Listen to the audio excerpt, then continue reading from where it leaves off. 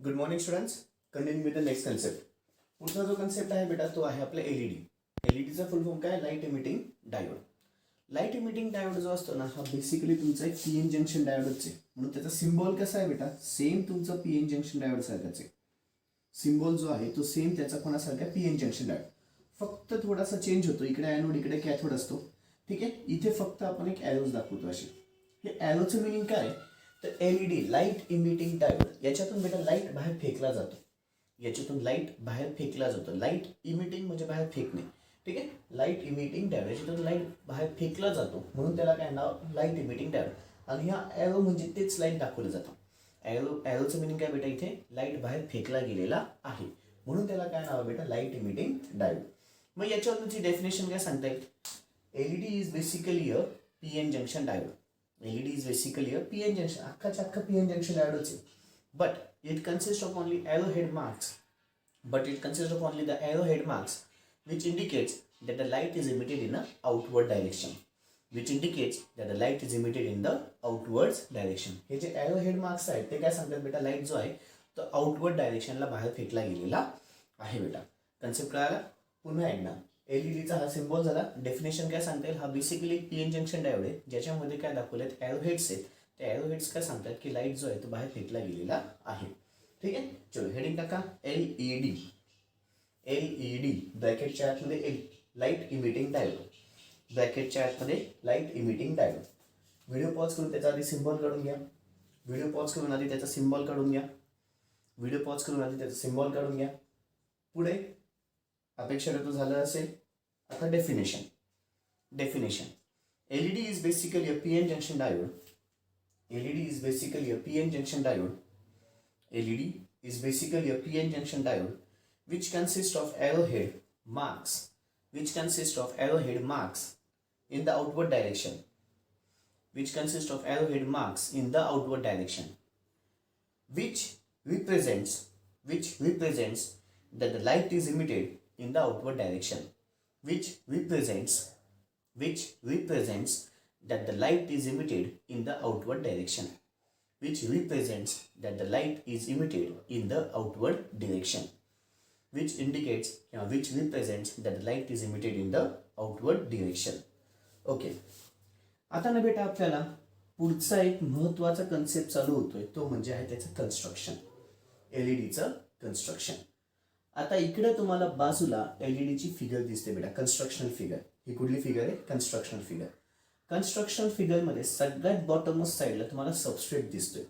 ठीक आहे. एलईडीच्या कन्स्ट्रक्शनमध्ये सगळ्यात बॉटमस्ट साईडला काय बेटा? सबस्ट्रेट. सबस्ट्रेटच्या इथे एक टर्मिनल जोडलेला आहे तो म्हणजे कुठला बेटा? कॅथोड. सबस्ट्रेटच्या इथे एक टर्मिनल जोडलेला आहे तो म्हणजे कुठला बेटा? कॅथोड. ठीक आहे. सबस्ट्रेटच्या वरती 3 रिजन्स आहेत किंवा 3 लेयर्स आहेत. 3 रिजन्स आहेत. कुठले कुठले बेटा? एन रिजन, त्याच्यानंतर त्याच्यावरती आहे ऍक्टिव्ह रिजन आणि त्याच्यावरती आहे P region. N region, active region आणि पी रिजन.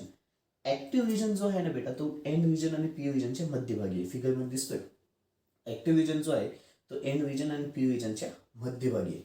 ऍक्टिव्ह रिजन हा असा रिजन असतो जिथून तुमचा लाईट बाहेर फेकला जातो. ज्याच्यातून तुमचा लाईट बाहेर फेकला जातो. ठीक आहे. आणि सगळ्यात वरती पी रिजन पासून अजून एक टर्मिनल वरती काढलेला आहे तो म्हणजे आहे ॲनोड. पी रिजन पासून एक टर्मिनल बाहेर काढलेला आहे तो म्हणजे कुठला आहे बेटा? ॲनोड. हे झालं कन्स्ट्रक्शन. हे काय झालं बेटा? कन्स्ट्रक्शन. आता एलईडीचं आपल्याला खूप सारं बघायचं आहे. पहिले सिम्बॉल बघितला, त्याच्यानंतर डेफिनेशन बघितली, आता कन्स्ट्रक्शन बघतोय त्याचं काय बघतोय बेटा? आता कन्स्ट्रक्शन. पुन्हा एकदा कन्स्ट्रक्शनमध्ये सगळ्यात खालच्या साईडला सबस्ट्रेट आहे. सबस्ट्रेटचे एक टर्मिनल जोडलेला आहे तो म्हणजे कॅथोड आहे. सबस्ट्रेटच्या वरच्या बाजूला 3 रिजन्स आहेत. कुठले? एन रिजन, ऍक्टिव्ह रिजन आणि पी रिजन. ऍक्टिव्ह रिजन हा मध्यभागी आहे एन रिजन आणि पी रिजनच्या. ऍक्टिव्ह रिजन हा असा रिजन असतो जिथून आपला लाईट बाहेर इमिट केला जातो. पी रिजन पासून एक टर्मिनल वरती आलेला आहे तो म्हणजे कुठला आहे बेटा? ॲनोड. पी रिजन पासून एक टर्मिनल वरच्या साईडला आला तो म्हणजे कुठला आहे बेटा? ॲनोड. ठीक आहे. चलो व्हिडिओ पॉज करायचा आहे आधी तेवढी प्लीज फिगर काढून घ्यायची. शांततेमध्ये व्हिडिओ पॉज करून फिगर काढून घ्यायची आहे. ओके. अपेक्षा ठेवतो झालं असेल. लिखा पडी आता. The above figure shows the construction of LED. पुढचा point. It consist of the substrate present at the lower most side. It consist of the substrate present at the lower most side. ठीक आहे. पुढचा point, to this substrate a terminal known as cathode is connected. To this substrate a terminal known as cathode is connected. It's taken out. काही चालेल. It's connected or taken out. ठीक आहे. पुढचा point, above the substrate there consists of three regions. Above the substrate there consists of three regions, namely N region, active region and P region. Namely N region, active region and P region. Namely N region, active region and P region. पुढचा point, active region is present in between N region and P region. Active region is present in between N region and P region. Active region is present in between N region and P region. पुढचा point, through the active region the light is emitted. Through the active region the light is emitted. Through the active region the light is emitted. बरं, एक point सांगायचा होऊन गेला. Light ॲक्टिव्हिजन मधून emit झाला, मान्य केलं. पण हा लाईट आहे ना बेटा स्कॅटर होत असतो. हा डिसएडव्हान्टेज आहे. स्कॅटर म्हणजे असं लांब फेकला जातो. आता आपले जे घरामध्ये आपण जे बल्ब वापरतो बेटा ते पण एलईडीज आहेत. त्याचा लाईट असा कसा बाहेर फेकला जातो, हा त्याचा डिसएडव्हान्टेज म्हणता येईल. ठीक आहे, एलईडीचा. ठीक आहे. पण तसाच मग हा डिसएडव्हान्टेज नको असेल तर काय करावं लागेल बेटा, रिफ्लेक्टिव्ह कप यूज करा. रिफ्लेक्टिव्ह कप म्हणजे आपले जे कप असतात बेटा चहाचे वगैरे त्या टाईपमध्ये तो कप असतो. त्याच्या आतमध्ये जर मी एलईडी लावला तर तुमचा जो लाईट आहे तो स्कॅटर होईल का बेटा, नाही होणार. तो तेवढ्या रिजनसाठी मर्यादित होईल. तो तेवढ्या रिजनसाठी मर्यादित होईल. एक एक्झाम्पल द्यायचं झालं तर आपण जेव्हा एलईडी बल्ब एखाद्या 10x10च्या खोलीमध्ये लावतो तर आज ॲटोमॅटिकली तो एलईडीचा प्रकाश सगळीकडे पडतो बेटा. ठीक आहे, तो एलईडीचा प्रकाश सगळीकडे पडतो, व्यवस्थित पडतो. पण तोच मी 10x10चा बल्ब सकाळच्या वेळेमध्ये आपल्या गॅलरीमध्ये वगैरे लावा, सकाळच्या वेळेमध्ये गॅलरीमध्ये वगैरे लावा, काही यूज होईल का बेटा त्याचा, अजिबात नाही. त्याचा यूज होईल का, त्याचा प्रकाशच दिसणार नाही. का नाही दिसणार, तो लाईट खूप जास्त स्कॅटर झाला, बाहेरचा पण प्रकाश आहे. ठीक आहे, त्याच्यावर तो लाईट दिसणारच नाही. ठीक आहे, स्कॅटरचं मिनिंग कळालं. इथे पण आपण जेव्हा तो रूममध्ये ठेवतो तो लाईटला आपण स्कॅटर होऊ देत नाही, तेवढ्या बंदिस्त रूममध्येच आपण त्या लाईटला ठेवतो. म्हणून तेवढ्या लाईट आपल्या तेवढ्या रिजनसाठी तो यूज होतो. ठीक आहे, तो ॲडव्हान्टेजेस पॉईंट पण पकडू शकतो, डिसएडव्हान्टेजेस पॉईंट म्हणून पण त्याला पकडू शकतो. ठीक आहे, पण सध्या आपण काय सांगा डिसएडव्हान्टेज का, तर आपल्याला तिथे रिफ्लेक्टिव्ह कप यूज करावा लागतो. आपल्याला तिथे रिफ्लेक्टिव्ह कप यूज करावा लागतो. ठीक आहे, ओके. कुठपर्यंत आलाय, through the active region light is emitted. Through the active region the light is emitted, comma द्या. But the disadvantage of LED is that, but the disadvantage of LED is that, but the disadvantage of LED is that it scatters in all the direction. But the disadvantage of LED is that it scatters in all the direction. पुढचा point घ्या. In order to avoid this, we use a small reflective cup.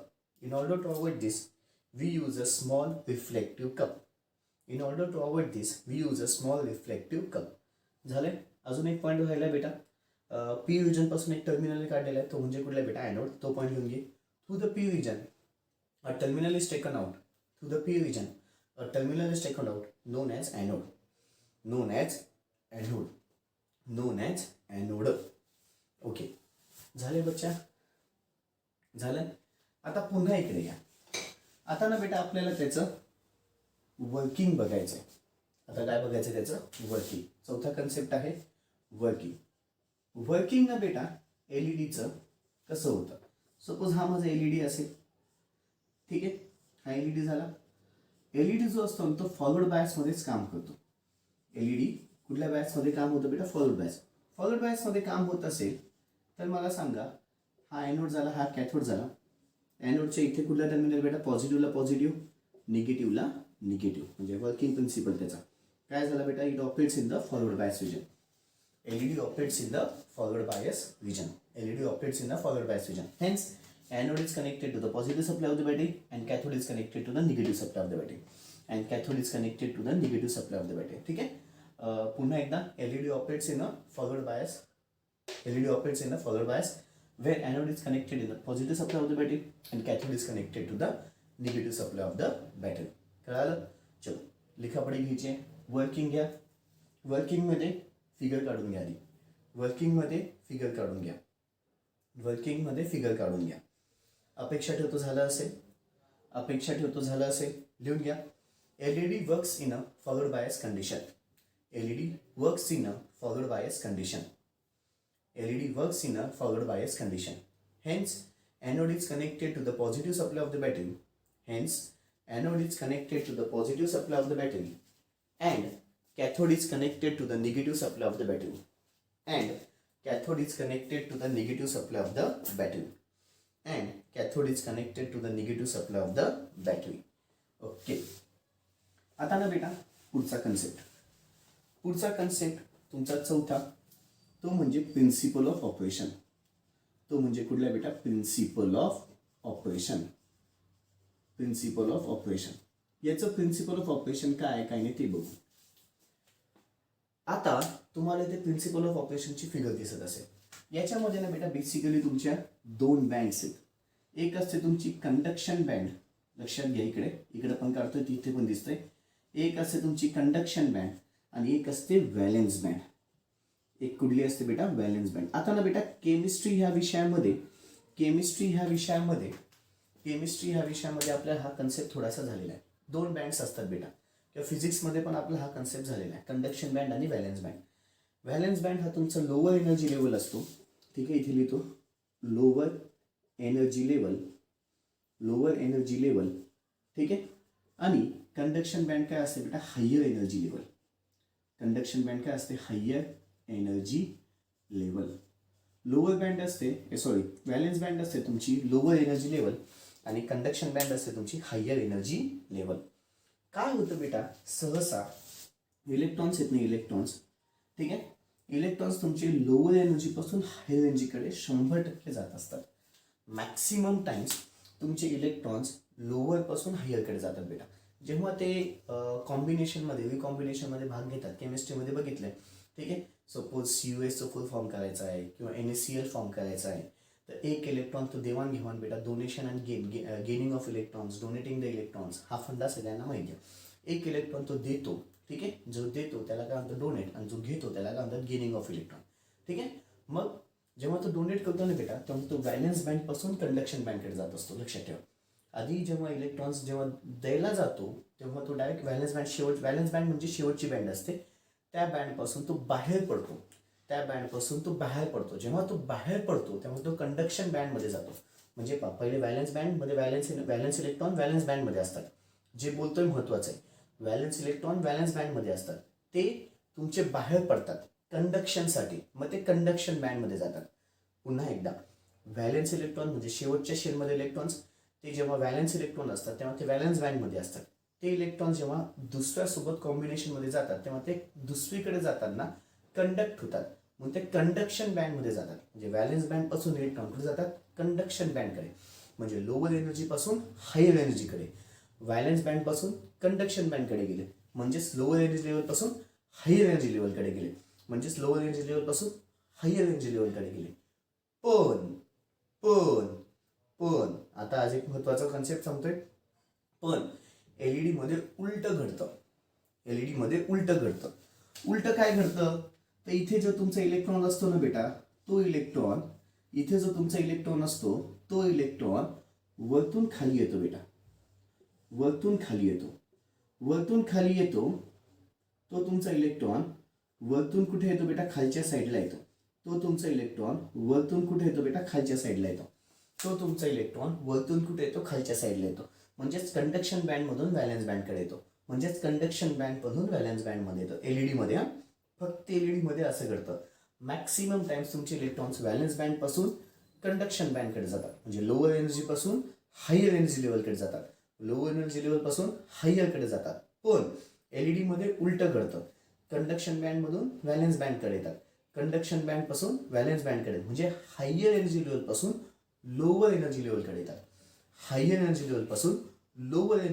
येतात. जेव्हा ती higher energy level पासून lower energy, म्हणजे त्या energy किती जास्त आहे. इथे सपोज मी म्हणलं 5 इलेक्ट्रॉन वोल्टची एनर्जी, इथे सपोज 3 इलेक्ट्रॉन वोल्टची एनर्जी किंवा जूल एनर्जी जूलमध्ये असते, जूलमध्ये घ्या, इझी जाईल. ठीक आहे. इथे 5 जूलची एनर्जी, इथे 3 जूलची एनर्जी. मग हा काय करेल बेटा? 5 पासून ऍक्च्युली खाली किती लागते? 3च. मग 2 जूलची एक्स्ट्रा एनर्जी जो आहे ना, तो इथे एलिमिनेट करून टाकतो, इथे तो बाहेर देऊन टाकतो. आणि हाच विजन म्हणजे कुठला आहे बेटा तिथे दिसतोय तो म्हणजे कुठला आहे ॲक्टिव्ह विजन आहे. आणि ॲक्टिव्ह विजनमध्ये तो एनर्जी बाहेर फेकताना लाईटच्या फॉर्ममध्ये ती एक्स्ट्रा एनर्जी फेकत असतो. तो एनर्जी ती बाहेर फेकताना लाईटच्या फॉर्ममध्ये एनर्जी फेकत असतो. ते कशात घडतं बेटा ॲक्टिव्ह विजनमध्ये. ते कशात घडतं ॲक्टिव्ह विजनमध्ये. लक्षात आले. पुन्हा एकदा एलईडीमध्ये इलेक्ट्रॉन कंडक्शन बँडपासून व्हॅलेन्स बँडकडे येतो. ठीक आहे. येताना तो त्याच्यामधली एक्सेस ऑफ एनर्जी जी असेल इथे 5 जूल आहे, हायर आहे, जास्त एनर्जी आहे, इथे कमी पाहिजे आहे. ठीक आहे. मग जास्त एनर्जीमधून जेव्हा तो कमी एनर्जी जिथे कमी एनर्जी पाहिजे होतं त्याच्याकडे जी जास्त जेवढी एनर्जी असेल ना त्याला ॲक्च्युली लागते की 3च आहे. मग 2 जूल एक्स्ट्रा आहे ना. मग ती 2 जूलची एनर्जी तो एक्स्ट्रावाली एनर्जी लाईटच्या फॉर्ममध्ये बाहेर फेकून देतो. कुठल्या रिजनमध्ये बेटा ॲक्टिव्ह रिजनमध्ये. कुठल्या रिजनमध्ये ॲक्टिव्ह रिजनमध्ये. आणि हाच त्याचा प्रिन्सिपल ऑफ ऑपरेशन झाला. आणि हाच त्याचा काय झाला बेटा प्रिन्सिपल ऑफ ऑपरेशन. खूप महत्त्वाचं बोललो गेलो. काय घडलं काय नाही कळालं बेटा. ॲक्च्युली इलेक्ट्रॉन्स कुठून कुठे जातात व्हॅलेन्स बँडपासून कंडक्शन बँडमध्ये. पण व्हॅलेन्स बँडला लो एनर्जी असते, याला कंडक्शन बँडला हाय एनर्जी असते. पण कशामध्ये बेटा कशामध्ये तुमचं एलईडीमध्ये तुमचे इलेक्ट्रॉन कंडक्शन बँडपासून व्हॅलेन्स बँडकडे येतात. म्हणजे हायर एनर्जी लेवलपासून लोअर एनर्जी लेवलकडे येतात. जेव्हा तो येत असतो त्यावेळेस तो त्याच्याकडची एक्सेस ऑफ एनर्जी बाहेर फेकतो. तो त्याच्याजवळची एक्सेस ऑफ एनर्जी बाहेर फेकतो in the form of light. आणि हाच त्याचा काय झाला प्रिन्सिपल ऑफ ऑपरेशन. आणि हाच त्याचा काय झाला बेटा प्रिन्सिपल ऑफ ऑपरेशन. कळालं बेटा.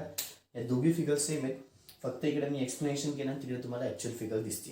ठीक आहे. चलो व्हिडिओ पॉज करायचा आहे, फिगर काढून घ्यायची.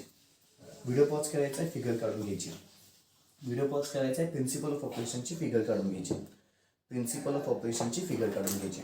चलो लेखापडी अपेक्षा तर झाला असेल. Conduction band consists of electrons which are present at higher energy level. Conduction band consists of electrons. लिखापडी चालू करायची बेटा. Conduction band consists of electrons which are present at higher energy level. Conduction band consists of electrons which are present at higher energy level. पुढचा point घ्या. Valence band consists of holes which are present at lower energy level. म्हणजे conduction बँडमध्ये electrons आहेत, valence बँडमध्ये holes आहेत. हे काय सांगितलं नव्हतं. मी फक्त इलेक्ट्रॉन बद्दल एक्सप्लेन करताना इलेक्ट्रॉन बद्दल बोललो, पण इथे होल पण दाखवलेला आहे. राईट. इथं काय बेटा होल दाखवलेला आहे. Valence band consist of the holes which are present at the lower energy level. Valence band consist of the holes which are present at the lower energy level. पुढचा point. Electrons from the conduction band move towards the valence band. Electrons from the conduction band move towards the valence band. Electrons from the conduction band moves towards the valence band. That is, electrons move from higher energy level to the lower energy level. That is, electrons move from higher energy level to the lower energy level.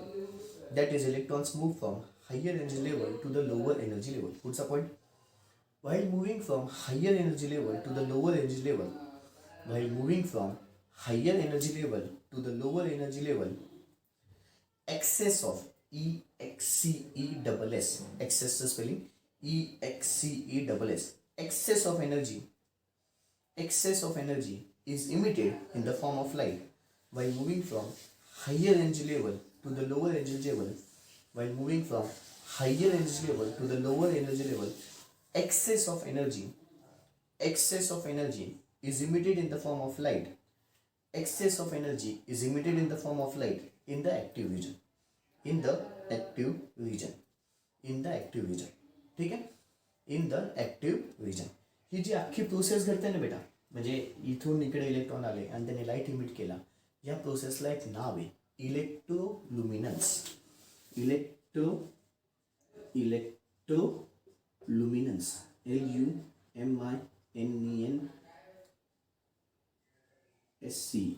इलेक्ट्रोलुमिनन्स या प्रोसेसला नाव काय बेटा इलेक्ट्रोलुमिनन्स. तेच लिहायचं बेटा खाली. This whole process is known as इलेक्ट्रोलुमिनन्स.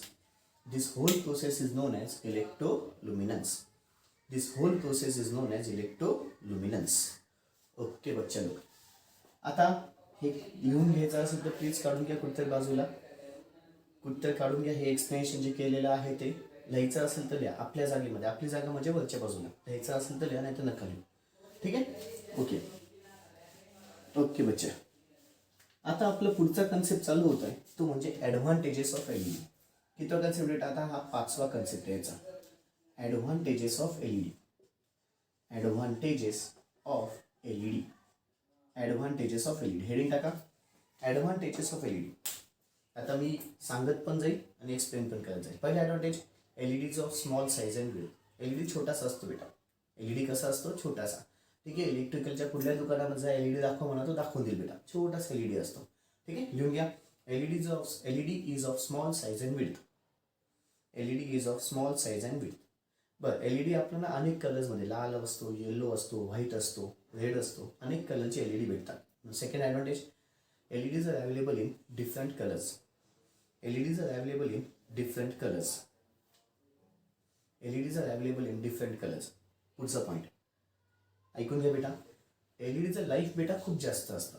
म्हणजे आपले जे आधी CFL बल्ब होते किंवा आता एलईडीचे बल्ब आले, एलईडीचं लाईफ जास्त असतो म्हणून आपण त्यांना वापरतो बेटा. आणि त्याचं पॉवर कन्झम्पशन पण कमी असतं. ठीक आहे. आजकाल आपण सगळेजण एलईडीच्या ट्यूब किंवा एलईडीचे बल्ब वापरतो. काय यूज करतो बेटा? तर त्याचं लाईफ जास्त असतं. ठीक आहे. पुढचा point, LED have longer life as compared to the lamp. As compared to the lamp. बरं, पुढचं बेटा, एलईडी बेटा इझिली इंटरफेस होऊ शकतात कुठल्याही इलेक्ट्रॉनिक सर्किट सोबत. कुठल्याही म्हणजे आपल्याला अख्खच्या अख्खं सर्किट बदलण्याची गरज पडली नाही. डायरेक्ट लॅम्प लावला, एलईडीचा बल्ब लावला की तो लागून जातो. ठीक आहे. लिहून घ्या. LED can easily interface with the other electronic circuit. LED can easily interface with the other electronic circuit. LED can easily interface with the other electronic circuit. पुढचं, LED have high operating speed. Operating speed यांचा हाय असतो. पुढचं घ्या. LED have high operating speed. LED have high operating speed. पुढे बेटा त्याचे disadvantages of LED. आता 6वा concept माझा चालू होईल. 6वा कन्सेप्ट चालू होईल तो म्हणजे डिसएडव्हान्टेजेस ऑफ LED. ते म्हणजे काय बेटा? Disadvantages of LED. Disadvantages of LED. पहिलं, जो खूप जास्त करंट आला ना बेटा त्या एलईडी माझा डॅमेज होऊ शकतो. म्हणजेच काय? Over current can damage the LED.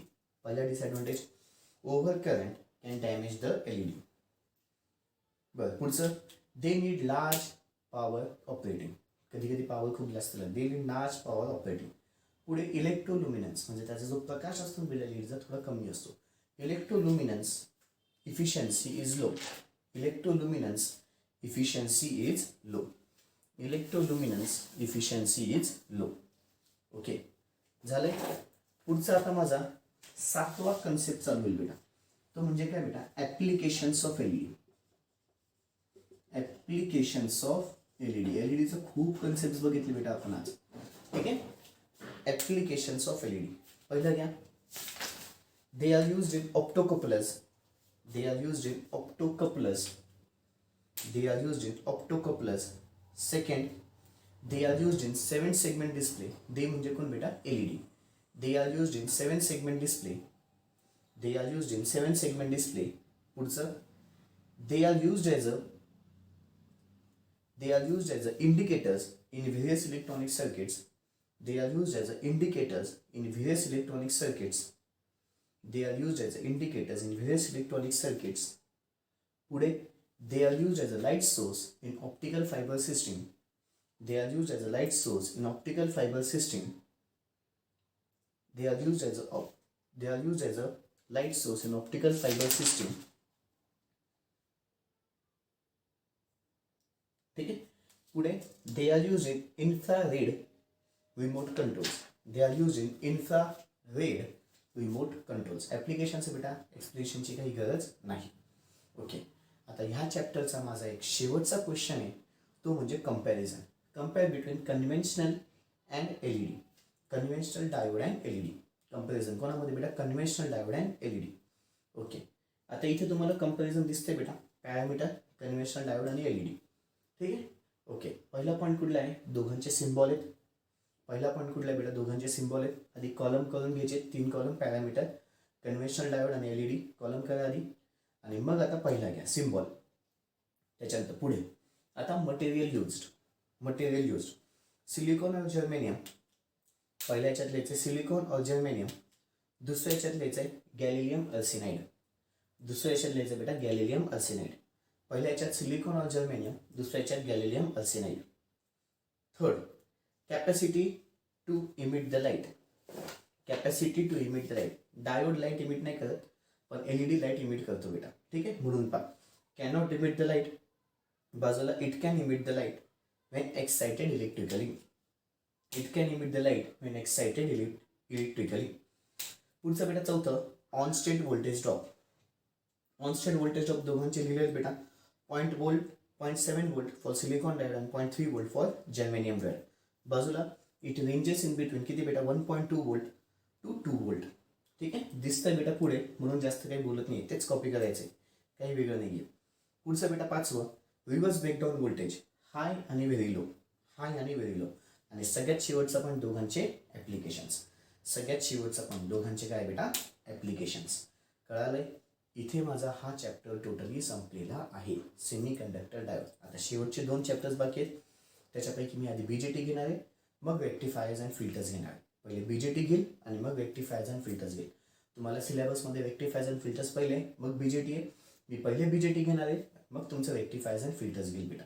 Okay, that's all. बाकीचं उद्या. थँक्यू. Good day.